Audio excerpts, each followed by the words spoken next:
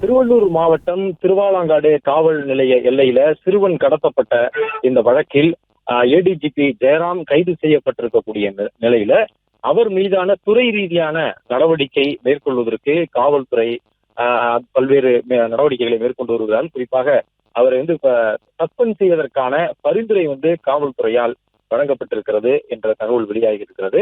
IPS அதிகாரிகள் இது போன்ற உயர் பொறுப்பில் இருக்கக்கூடிய ஐபிஎஸ் அதிகாரிகளை தமிழக அரசினுடைய உள்துறை செயலாளர் தான் சஸ்பெண்ட் செய்து அதற்கான உத்தரவை பிறப்பிப்பார்.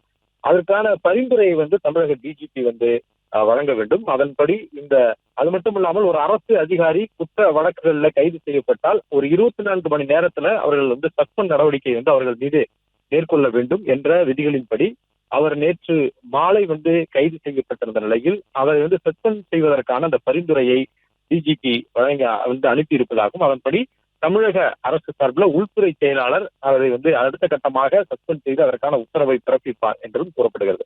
அதே வேளையில நேற்று இரவிலிருந்து திருவாலாங்காடு காவல் நிலையத்திலும் அதற்கு பின்னர் அதிகாலையிலிருந்து திருத்தணி டிஎஸ்பி அலுவலகத்திலும் விசாரணைக்காக கொண்டு வரப்பட்டு வைக்கப்பட்டிருக்கக்கூடிய ஏடிஜிபியும் அதற்கு பிறகு இந்த சஸ்பெண்ட் நடவடிக்கைக்கு பிறகு அவர் நீதிமன்றத்திலே கொண்டு சென்று ஆஜர்படுத்தப்படுவார் என்ற தகவலும் வெளியாகி இருக்கிறது.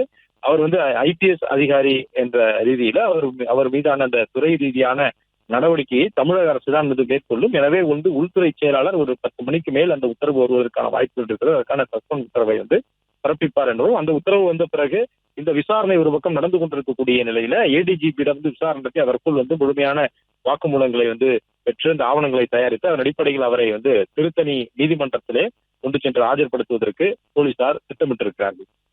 பிளே ஸ்டோர் மற்றும் ஆப் ஸ்டோரில் இருந்து பாலிமர் செயலியை QR கோடு மூலம் பதிவிறக்கம் செய்யுங்கள். செய்திகளை உடனுக்குடன் பெறுங்கள்.